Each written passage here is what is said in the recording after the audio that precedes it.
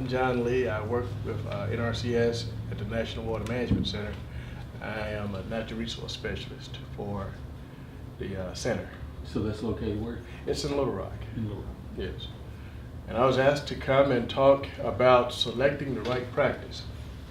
And so what I did was put a presentation together called Cropland Conservation Systems. What I like to do is try to steer farmers away from just only thinking about a practice and think about a conservation system. Because if you're trying to get a farm to reach the goals, maybe like what Mike has on his farm, one practice isn't going to do it. You've got to put a system together. So that's what we're going to talk about today.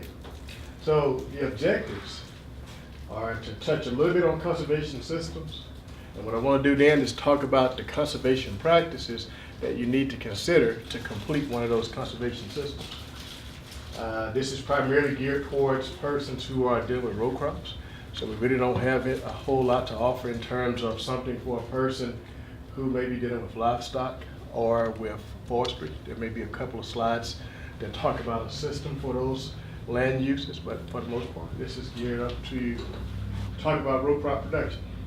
One of the things that I don't think a lot of people think about this when they think about NRCS or USDA in general. One of our goals is sustainability. If we don't have the farmers, there's no need for us to be in place. That's why I always like to thank the farmers when I give presentations, because without farmers, there's no need for USDA. And with that comes food security. So in order for us to have those, we've got to have sustainability. We've got to keep farmers in place in order for us to have sustainability. So what that means is that we need to work towards helping to ensure long-term productivity. So our practices are not only geared towards addressing resource concerns that we're charged with addressing, but it also means we're charged with keeping producers in business. Our biggest goal is trying to treat natural resource concerns, and in particular we try to treat them in the field if possible, because oftentimes it's cheaper if we simply treat that issue where it started. An example might keeping silt in the field and out of the bark ditch. So keeping it in the field is much cheaper than having to go in with a tractor and pump it back, get it out. And if it happens to leave Mike's land and end up in the Gulf of Mexico, then of course that's even more expensive. So if we can get Mike to keep that silt on his field, then it's cheaper for us. Continued profitability. If farmers aren't profitable, they're not going to stay in business. So a lot of our practices are designed, as you'll see in this presentation, to help farmers to be more profitable. And we try to maximize benefits through the inclusion of management and supporting practices. So I will be talking today about using both supporting practices in combination with management practices. A lot of times producers tend to think in terms of the high dollar practices, those structural practices here in Arkansas, not realizing that with those structural practices, you have to have the management practices. So why not apply through NRCS when you come to apply for that structural practice? Apply for the management practice as well, because it's going to save you more money in the long run. Started, and I've been giving presentations for years, and every so often I come up with some concept that I run with for that year. And I started with this one last year. This thought of holistic farm management. And the reason why was because someone asked me from headquarters, got a phone call, and they said, do we play a role in helping to reduce the risk associated with farms? And they asked me to type up something, send it back to headquarters. I said, absolutely we do. We play a major role. There are 5 risk-forming factors that are associated with agriculture. USDA has the ability to touch all 5. In particular, NRCS touches production risk. That's one of those 5 risk factors. We are directly responsible for helping farmers to reduce that.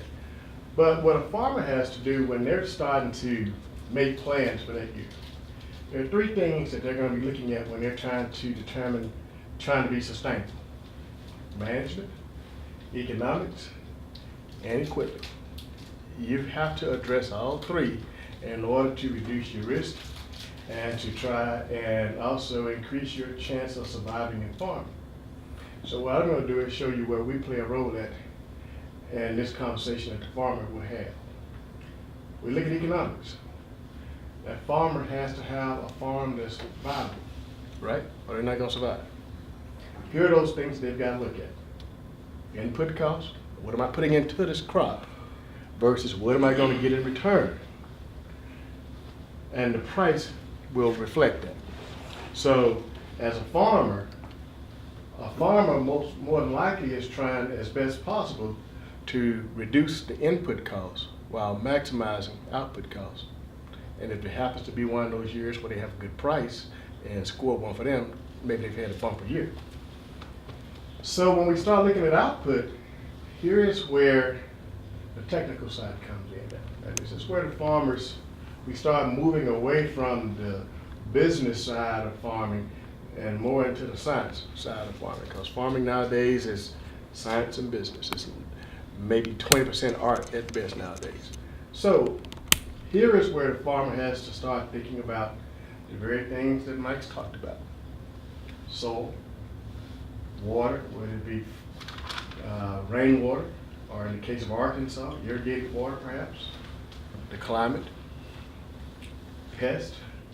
Just heard today that we have that interesting little stink bug that you guys have had for a few years. It's down in your county now. A little scary to hear that, but that's an issue that we have to start dealing with. And there again, that's going to affect economics.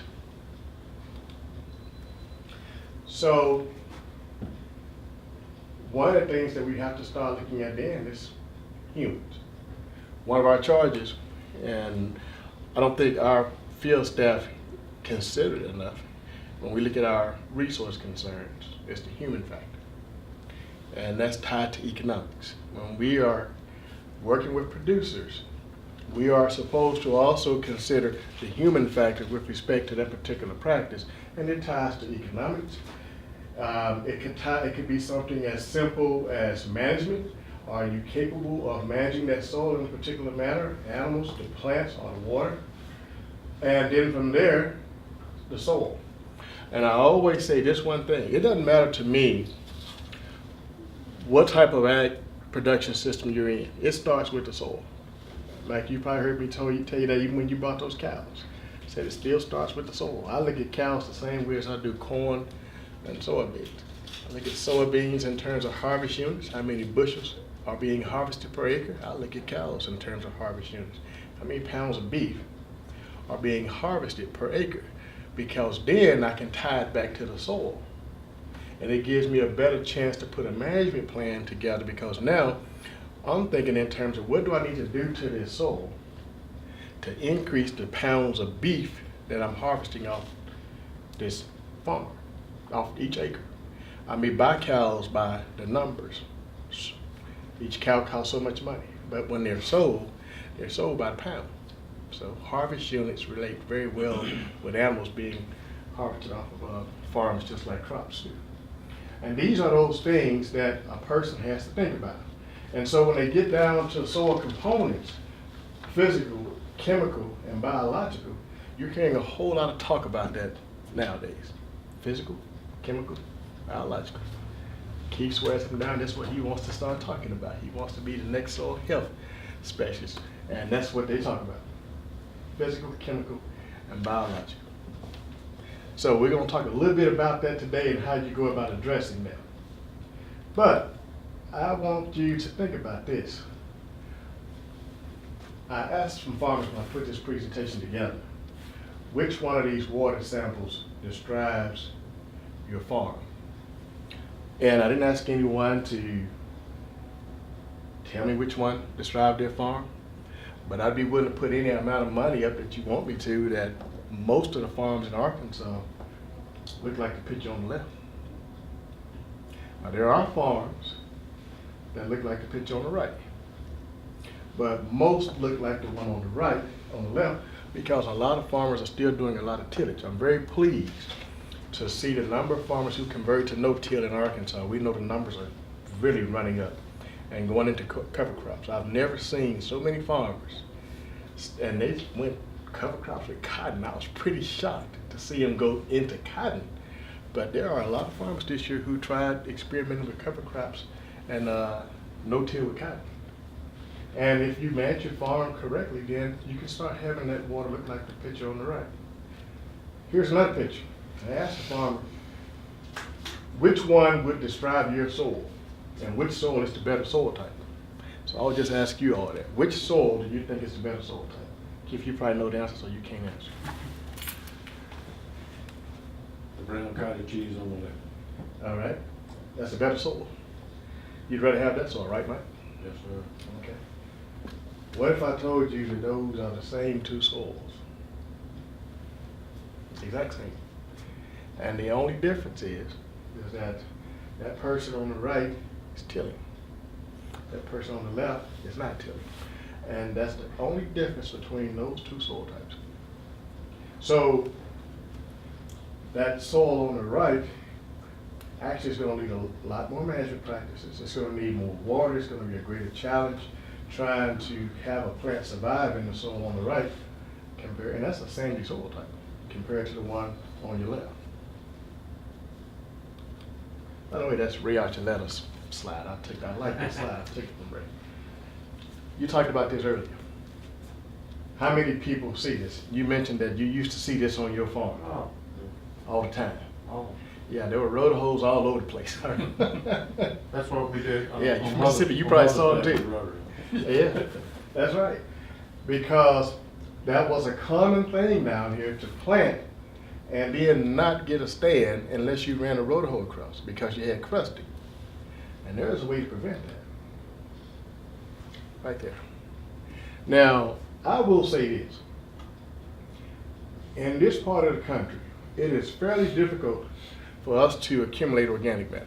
I doubt very seriously we're going to walk out and start seeing a lot of soil looking like that soil that this person is holding. I doubt it. But there is something that's going on in the South, and I'm not so sure that it's totally related to organic matter, but we're getting the benefit from it, and I think we need to figure it out and ride that wave.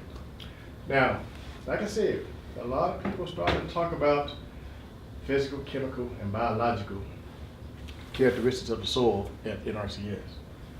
Happening. That did that to me too. I don't know. And, you know, NRCS started this division called a Soil Health Division. Interesting concept. It took off. It's actually taken off around the world. Other countries are trying to adopt the soil health concept. Private industry has adopted this concept.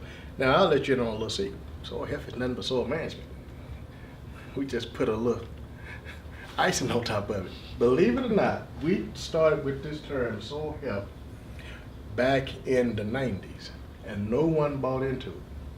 So we switched it to soil quality, and even flipped the definition and said the definition for soil health was wrong. That's the definition for soil quality.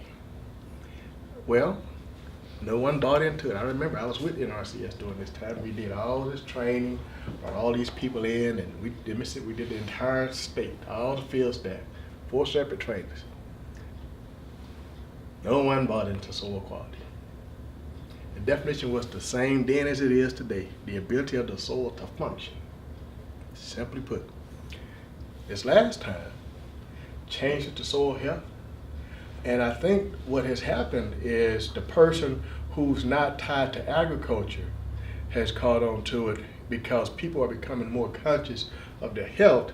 And so when they hear the term health, it makes them associate that soil with something that's healthy for themselves, because the concept's caught on beyond the farm.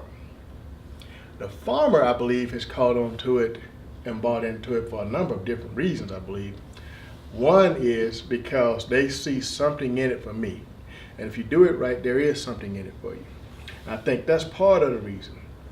I think that they're reacting. They're reacting to, we lucked into it in Arkansas. Palmer amaranth was a good conservation plan for us in Arkansas. Herbicide-resistant pigweed started all this cover crop business for us. We had started easing out of cover crops. And the University of Arkansas, some of the researchers did some work, Bob Scott, and I forgot Ken's last name. He has left the state now. Ken? Huh? Ken? Yes. Ken Smith? Ken Smith. Did some work here, and they showed that growing a tillage radish could help control palm amaranth. It is considered the perfect weed, but it does have one Achilles heel. Can't stand shading. So if you can grow anything that can get in front of it and will grow at the time when you need to grow to shade it out, you can start bringing it up under control. And so they started to find that this radish could help control palm amaranth. So we started to see the cotton farmers. I started getting all kind of phone calls. I had not seen tillage radish prior to that time, asking me, what is this? And so then I had to start investigating into it. And so somewhere along the line, I started to find out that, people are growing tillage radishes down here for weed control. I started looking into this thing and found out that there are a lot of additional benefits, and these farmers started to discover the additional benefits. Then they started figuring out that I could mix cover crops together and I don't have to go back and continually till the soil, and I'm getting some additional benefits. And so from there, it just kind of took off, and people started seeing other farmers growing cover crops, and then they decided they wanted to try it. And so from there, we've got this trend that's taken off with farmers stopping the tilling and starting to go to no-till and growing cover crops. So when we start thinking about this, typically farmers still are thinking about physical and chemical parameters when they look at soils.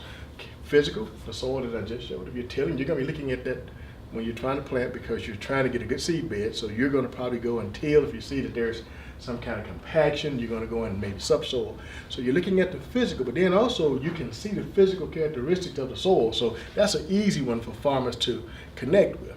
Chemical is not so easy because you can't typically look at the soil and tell what's going on with the chemicals in the soil. Unless you really know what you're looking at with some vegetation, it gives you some idea. But it doesn't tell you what the concentration of the different analytes are in that soil. But it's very simple. Take a soil sample, send it to a lab, they tell you what's in the soil and tell you what to put in the soil to make up any deficiencies. So those two are real easy. This last one, biological, is a different beast. And it's one that we are just now starting to understand from a scientific level. And instead of just having them think in terms of the physical and chemical components of the soil, we're looking at the biological now. And we do know now, we can get some organic matter down here in the South. Can't get what the guys in the Midwest get, but we can get some organic matter built up in the soil. So with that in mind, we need to start talking about how do we do this down in the South. And this is where my talk starts leading into the kind of system that you need. If you're interested in getting those benefits where you can see organic matter build up in the soil, perhaps where you can reduce the amount of water that's necessary, the amount of chemical that is necessary for your crop, if you're interested in reducing the amount of fertilizer, then we've got to look at a different way of managing that soil. So we've got to start looking at these cropping systems.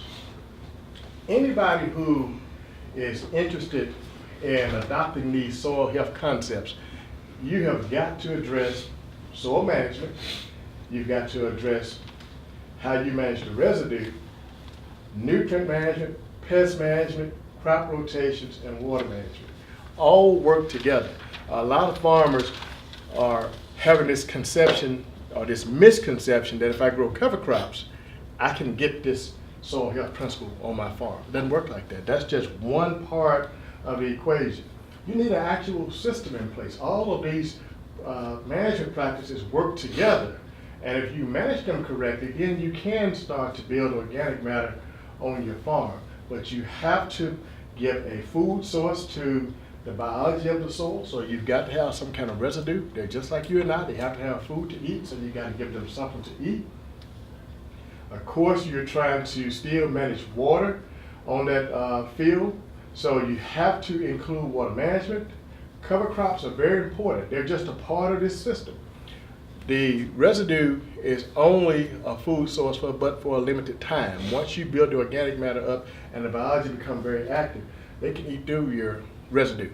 So you've got to keep a food source out there. And so you want to have something that's diversified. You want to diversify the type of residue. So here's where cover crops can come in and fill that void where you need to add some diversity to the soil. Crop rotation, very important.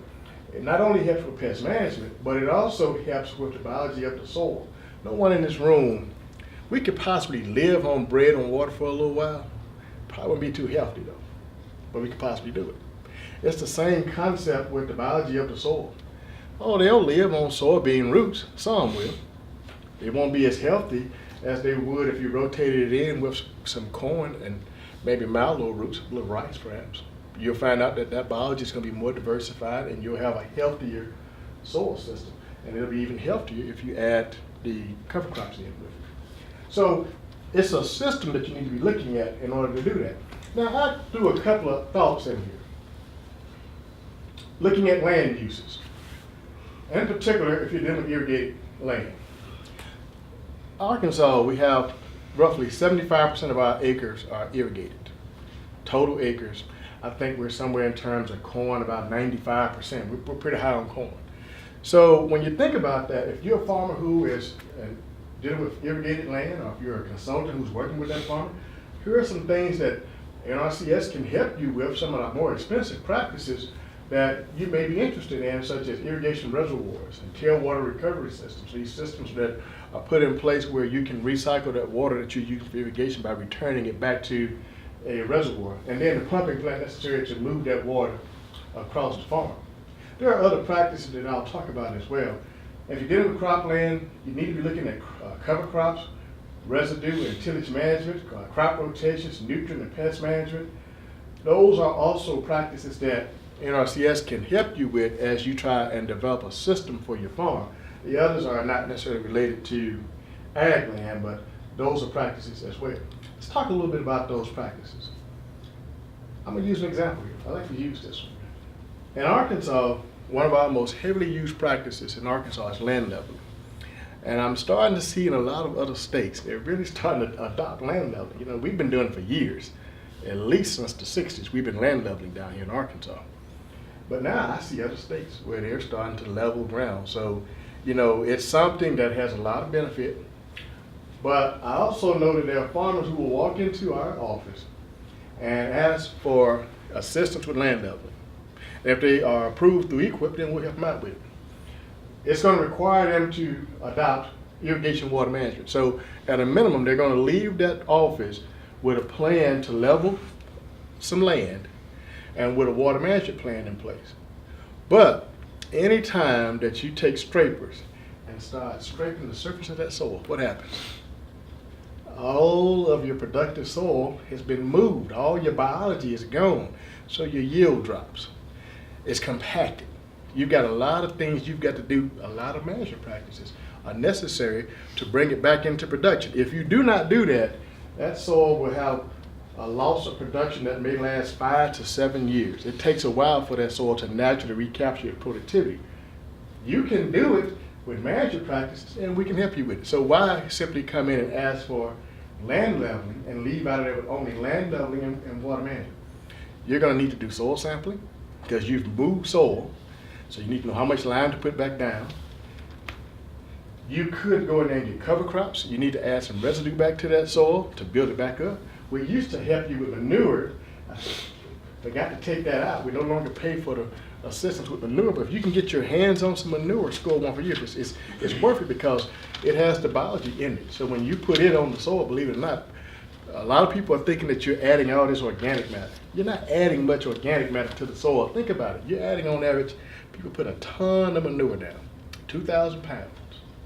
That's all they put down. It's not 2,000 pounds of pure organic matter for the record. Now, you're spreading 2,000 pounds across an entire acre. And the upper 6 inches is roughly 2 million pounds. So I just want you to know you're not really adding that much organic matter to that soil if you're only putting it out one time. What you're doing is you're putting a lot of biology, a lot of enzymes, and it kind of wakes that soil back up. That's what you're putting down. So it's good to do it, but you're not building that much organic matter. So if you want to put organic matter, cover crops, grow cover crops, and then still if you can get the manure, put it in with it. Now you are starting to add, because you have the ability, if you grow the right kind of cover crop, some type of grass like cereal rye. If you get enough growth out of it, you can put as much as 20 tons of residue back in the soil. Now you're doing something. 20 tons, that's a lot. So, and you can do it from 1 year to the next. So I would encourage you all to encourage the producers to look at cover crops. If they can get manure, use it just to add the biology back to the soil. But if you come in and you adopt residue management, you get a payment to manage the residue, you got the payment for land level. If you came in with cover crops, you're doing something different in terms of pests and nutrients. I can guarantee you if you put cover crops in the mix, you're doing something different. They're going to force you to do something different. So why not adopt pest management? Why not adopt nutrient management? Because you're going to manage those nutrients different, because those cover crops can do a couple of things when you put them out. They can add nutrients, they can tie up nutrients, they can recycle nutrients. You don't know what's going on until you follow some kind of management plan that helps you deal with nutrients where cover crops are in the mix.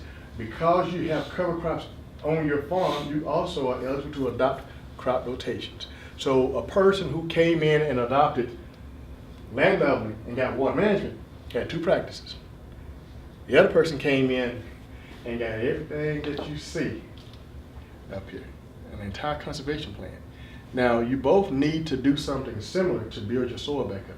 This system right here will build that soil back up in less than 2 years, if you do it right. If you can get the manure in there, sometimes you can do it in 12 months if you put rice in there. Without rice, it'll take you a couple of years. But you can build it back up in 24 months if the manure is in there.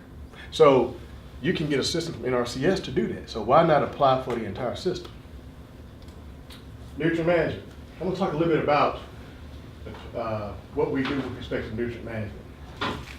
Our program, and some people get this confused thinking that it only allows, that we only do nutrient management for one type of land use, for the row crop farmers. No, that's not the case. It doesn't matter whether you're dealing with row crops, you can be dealing with vegetables, even vegetables in a hot tunnel house, or with using manure as a source, or you can be dealing with livestock. We have a practice that can help you out with nutrient management. From here on out, as I talk about practices, I always make it a habit to put the code up in the upper right corner. And the reason why I do that is because as people hear me talk, if they're interested in practices, they can just write those codes down.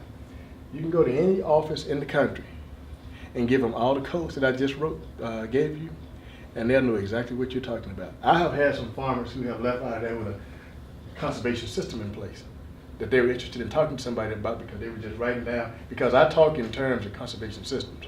I always try to lead you towards a conservation system.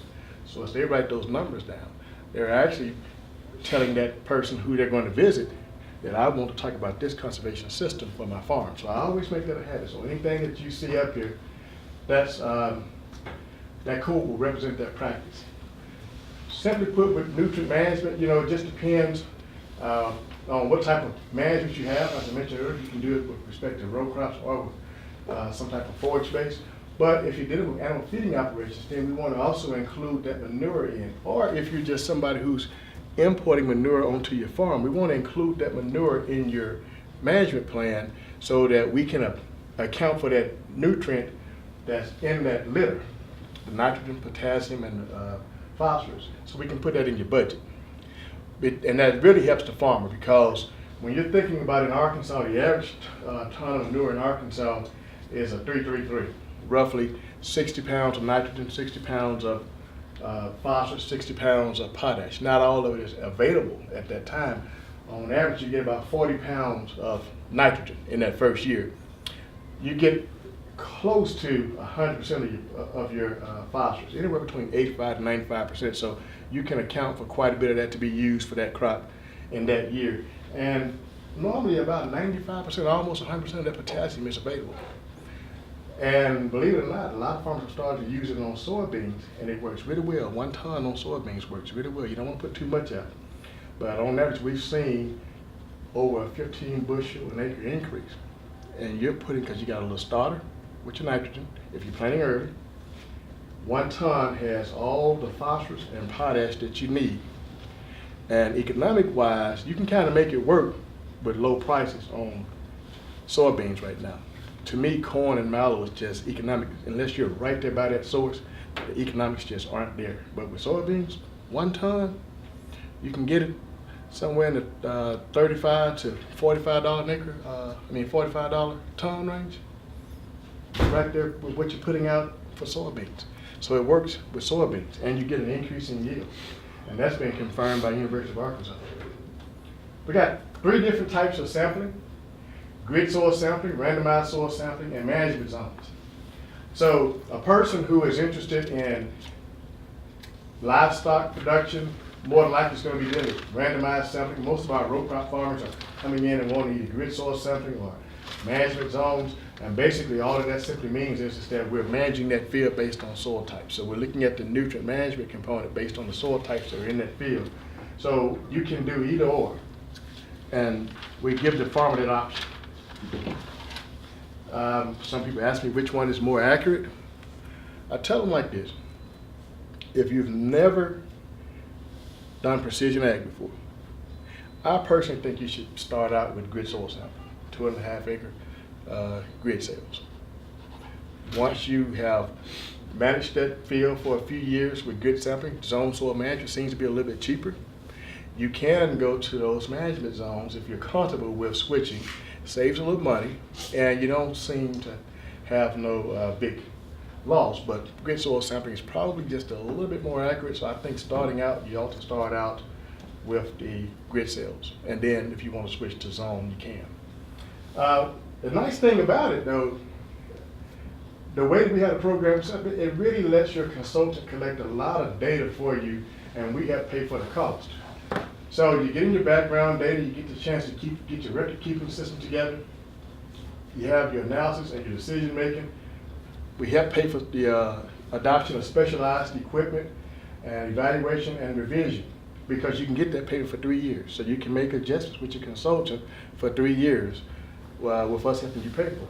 So, you know, whether you're looking at yield maps, soil test data, other data, depending on what option you adopt, we can help you with it. This is just showing those 2 different options that we offer, but then there's a third option where we will let you help you pay for the cost of using advanced nutrient management. And one of those options could be using nutrient management using soil texture. I don't know if anyone in here is doing that, but that's where they actually are going out and using some kind of electrical signal, whether it be electromagnetic induction. Most commonly what we see in Arkansas, and even I think in Mississippi, is the Various rig, where they're running that electric current through the soil. Believe it or not, when you get through with that unit, if you took that map, it looks just like a soil surveys map. I mean, it literally is mapping a field. And so with that, you are managing those nutrients based on the areas of that field that may have more clay in it compared to where it may be more sand. So you know that where you have more sand, there's no need in putting out as much fertilizer. Where you have more clay, your yield more likely is going to be just a little bit lower. So it helps you to balance those nutrients out. We have to pay for that cost. And it's only one time, unless you go out there and level the field. And I encourage anybody who levels the field, I would actually recommend that you switch to this method, especially if you've done steep cuts, because your soil may not be representative of what that soil survey says anymore. So to me, this is a good way to go back in there and get that soil mapped, is with this technology. Some other things you can do, you can also use the optical sensors. You know, now we're seeing that some of the companies are offering that service where they do on-the-fly adjustments for nitrogen by running sensors that can read pigment levels in the leaves. Well, we can help pay for that cost through that same option as well. So you can use it for other options, or if you're going to start using yield monitors on your equipment as a part of your nutrient management plan, with the advanced nutrient management option also helps pay for that cost. Things you got to have in order to receive that payment: you got to have your nutrient recommendation maps. Those are just your maps with the recommendations for the nutrients that are necessary for whatever type of crop you're going to be raising. Written verification that that fertilizer is put out based on some prescription. Now, if we pay for you to get that soil sampling, then you do have to manage those nutrients based off whatever type of soil sample protocol you adopted. So we want something showing that you've done that, or you can have what's called a data as applied map. And a lot of those machines, they can simply print them out for you. And that just shows what was put on that field, where it was put out at, and the rate, so that you can bring those maps in as well. And then you got to have a copy of your soil test results. And if you're choosing the option with the yield monitor, then you got to have a copy of your yield response maps as well. 328, pretty straightforward. Not going to go into a whole lot of detail. We simply require you to rotate a high residue crop with a low residue crop. A lot of our farmers who may still be raising all soybeans, continuous soybeans, I think the price has forced out some of our farmers who are doing continuous cotton. So I don't think we have as many of those guys anymore. But we used to have a lot of farmers who would raise continuous cotton. Well, here was an option that would help them to adopt a rotation on their farms. It would give them a little money per acre just to adopt crop rotation. The next one is residue management. This practice is code 345.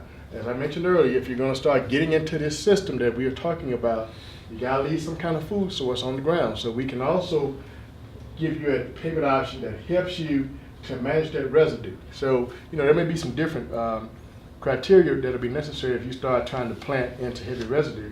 Maybe an additional cost. So there's a payment that comes with 345 as well. Conservation tillage.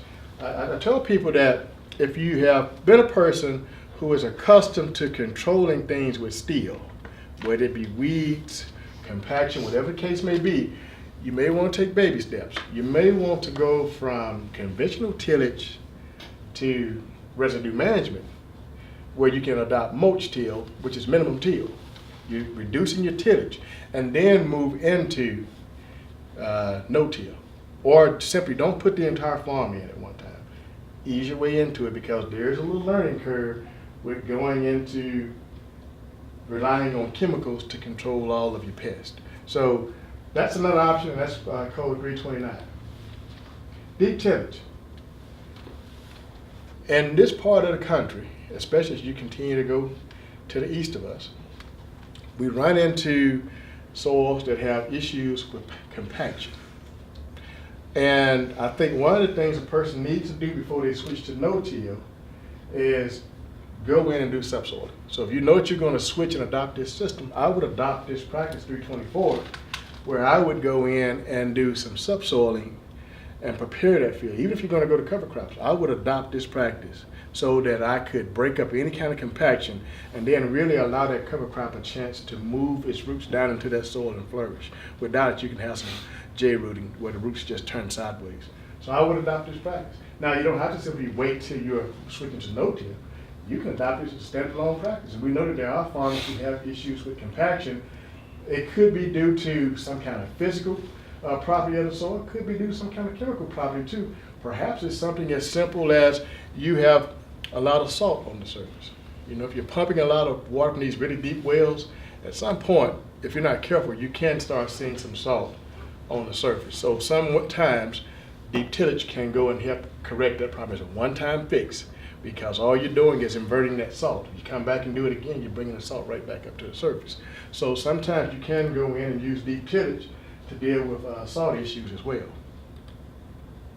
Field borders. We don't get a whole lot of farmers who are adopting this practice. I know there are farmers who have field borders, but I started looking at it like this. Farmers oftentimes need a lot of space to we're using some pretty wide equipment down here in Arkansas. You need space to turn around. So sometimes you're not playing those ends anyway. Well, why not go ahead and put some kind of grass on there? You can get adopt that practice as practice 386, where you can actually have a permanent grass base on that field. And that also helps with that issue with ditches filling in. We see a lot of track hoes working in the summers down here and in the winter months in Arkansas. Well, I'd be willing to bet that if farmers would put in filter strips and field borders, you would not see as many ditches needing to be dug out, because that would stop some of those ditches from silting in. The next practice is the filter strip, which is practice code 393. That practice is similar to the field border, but it's primarily used where you're planting a vegetative practice next to a surface water body. Irrigation water management, in this state, of course, that's a big practice for us. That's practice code 449. I think that we pump way too much water in Arkansas. On average, we're pumping 35 acre inches of water for rice. You can raise rice on 25 acre inches and get the exact same yield. Will not suffer. We're pumping about 25 acre inches on corn.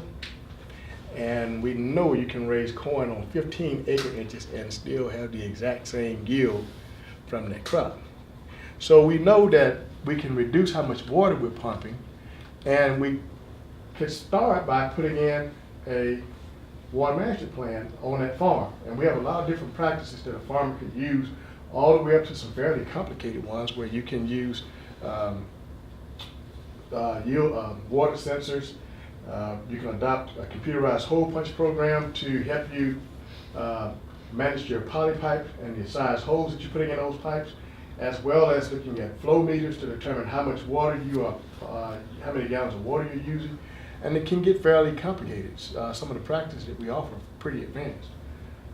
Land leveling is 462. I think it's a very good practice, and I know some people don't necessarily agree with that, but we do need land leveling because we're going to pump a lot less water when a field has been leveled. It's just a known fact.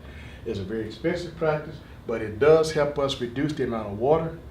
It also helps us to get water off fields faster when we need to get in there and plant, so we know that this is a good practice that we offer to our farmers.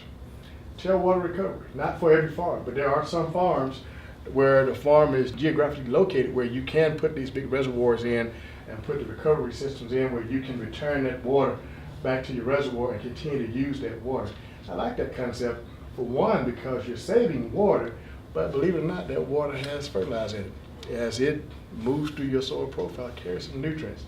So you're, in a sense, fertigating. You're pumping a little water on that has a little nutrient in it as well. Next, pest management. This thing's moving button, I guess. It's probably telling me to speed up. 595. I don't see enough farmers adopting this practice in Arkansas. I don't think it's necessarily that the farmers won't adopt it. I think it's just not promoted often by our field staff. But it's a practice that we need to be adopting in this state more than what we are currently doing. We just had dicamba beans banned in Arkansas. They didn't last a year.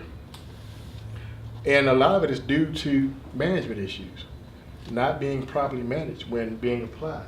So I think that here's an opportunity for us to try and help the producer out. Now, one additional reason why I think this is a very important practice is this one. The conservation activity plans. Not every farmer in Arkansas has a consultant who walks their fields on a weekly basis and monitors what kind of pests they have and tells them what to apply and when to apply it. A number of farmers in Arkansas do not have consultants, and because they don't have consultants, they're oftentimes one of the ones who's most likely to be one of the reasons why we're still seeing issues with some of the herbicide-resistant weed issues, because they're not managing those fields the way they should be managed in some cases. And sometimes it can be economics. Maybe they just can't afford, feel like they can't afford a consultant. The 595 practice payment is designed to help you pay for a consultant. This practice payment is designed to help you do one of two things.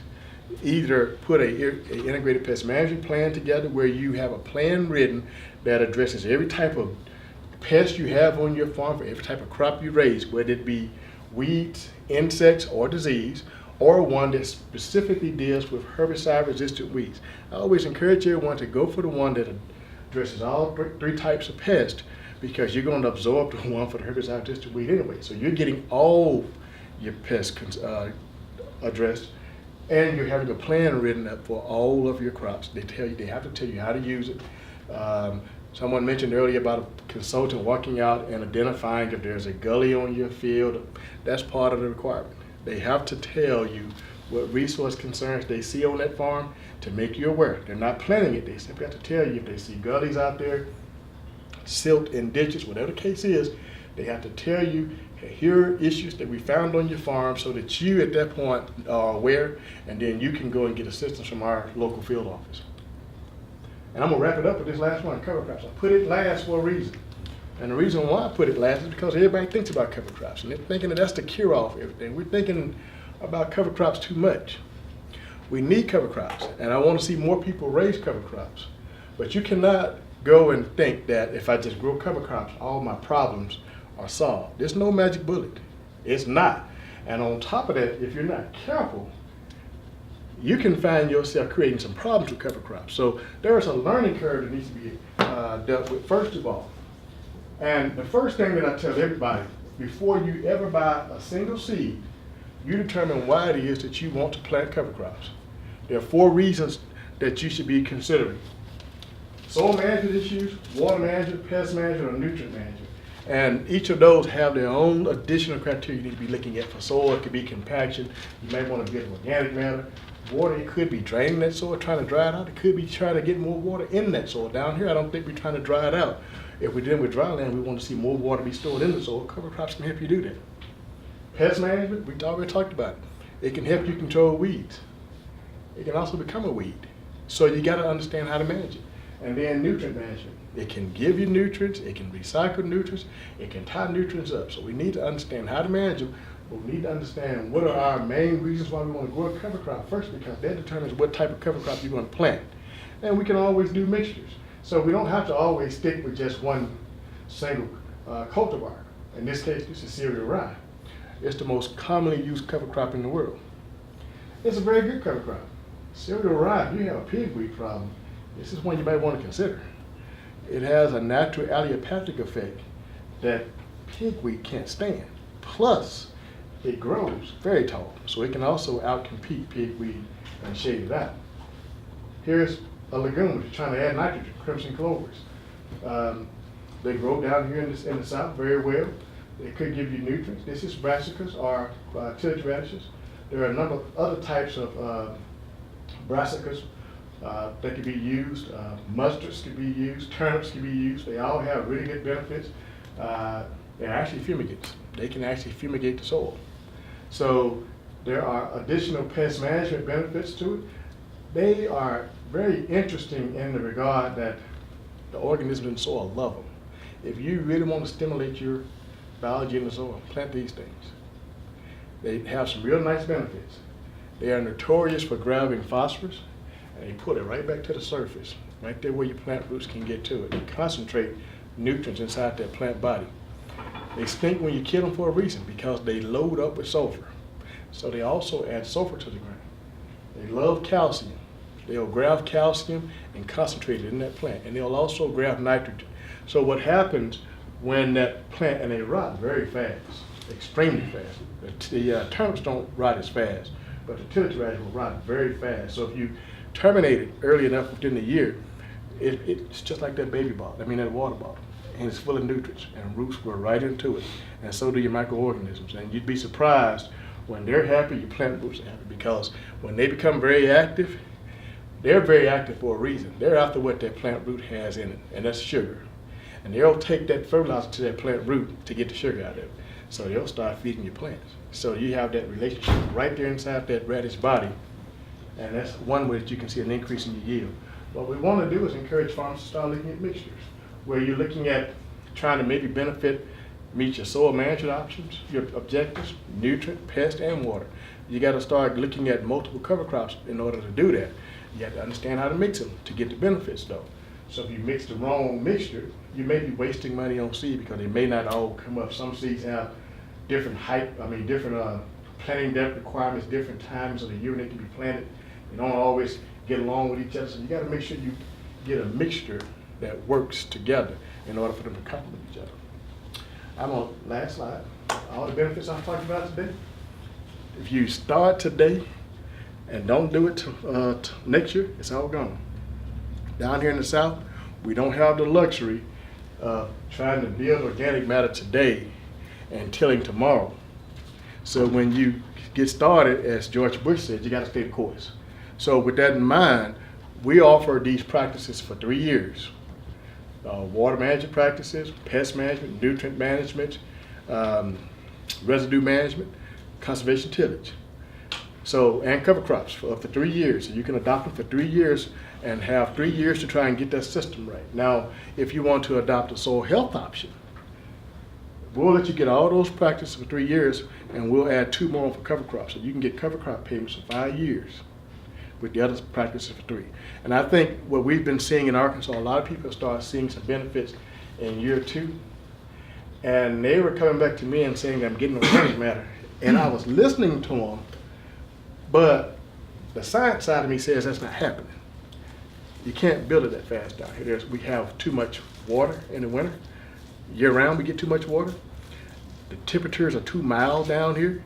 So the biology are very active. And what I think is happening is, and we can take advantage of that, the biology are very active. We don't have to have the organic matter. The organic matter keeps the biology very active in the Midwest.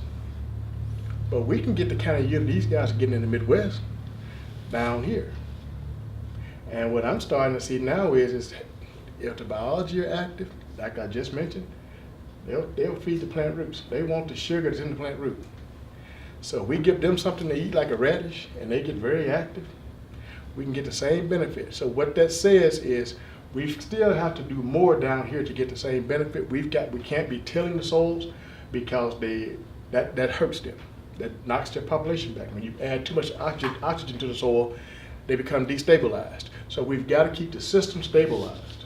And if we start to do that, the biology will give us the benefit that the guys who have all the organic matter have as well. Because organic matter is a beast. It holds a lot of nutrients, it holds a lot of water. But the biology can do a lot of that for us as well. They can take the nutrients to the plant roots for us. They're going to eat the organic matter up. That's just a known fact. You've got to really dump some cover crops and some really tall ones to stay in front of the organic matter down here in the south to let it accumulate because they eat it so fast. But that's okay. Just feed them. And if they're very active and you're getting the same benefit that the guys, because their biology is not going to be nearly as active, the soil freezes up there and they become very inactive throughout a significant number of months in the Midwest and as we go north. Down here, they don't tend to do that. So if we are getting the same benefit by just simply taking care of the microorganisms in the soil and the earthworms and everything else that's down there that's benefiting us, why till the soil? Earthworms do a really good job of tilling the soil, so do cover crops. So why not save your diesel fuel and the wear and tear on your tractor? So my last slide is this one. This is I like to always end my presentations with this because this is a real life scenario where a field had a pipe. We put a lot of pipes in, don't we, Keith? And we try to stop sediment, right? And they work, they do. We'll see sediment build up around those pipes, but we still see sediment coming out of those pipes. And as Mike mentioned earlier about losing productive soil, I look at that pipe up on the top right corner, I see that productive topsoil and that fertilizer that you've paid for going into a ditch, and it ends up somewhere, in our case, in the Gulf of Mexico, so it creates problems. We don't want that to happen. We want it to stay in the soil. All they simply did to this field was put a cover crop in place. And after a few years of growing a cover crop, where that soil's internal structure started to improve, that water stopped running horizontally as much and started moving vertically down into the soil profile. Now look what's happening. Clean water, soil still in place, nutrients still in place. One thing we need to be looking at in Arkansas and even in other states, we know we're trying to put a lot of irrigation wells down and we're focusing a lot on water, pumping water. We need to start looking at not only storage reservoirs that we're putting on the edges of fields, we need to start looking at that soil as a storage reservoir. The reservoir that you build would never hold as much water as that soil will. Every acre inch that soil has in it, every inch across an acre is 27,160 gallons of water. You're never going to get a reservoir to hold as much water if you manage that soil correctly. And if you can maintain your soil moisture throughout the year, it simply allows you to pump less water. That saves you more money. Perhaps in some cases you can get away without turning that well on at all and still have these high yielding crops. And I believe what's happening is when farmers are getting this relationship together, where they are understanding how to manage the soil and moisture, how to manage that relationship, what's happening is the biology is starting to give them these high yielding soils. We're seeing it happen here in Arkansas. But I don't think it's just because of organic matter. I think it's a combination of things, managing that soil correctly and letting that biology flourish, and they're giving us that same benefit. That's my presentation. If I went over a little bit, I apologize, but hopefully it was good information.